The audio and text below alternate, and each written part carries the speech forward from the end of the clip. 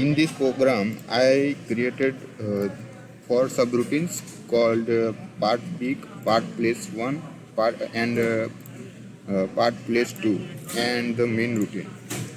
Uh, After that, in the main routine, I call all the subroutines and I modified them.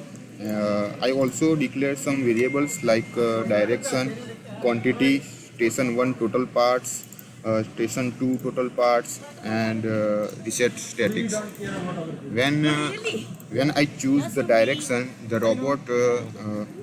robot moves accordingly. Like I choose direction 1, then the robot goes to station 1 for part place. So I have done this job by doing this robotics program. Thank you.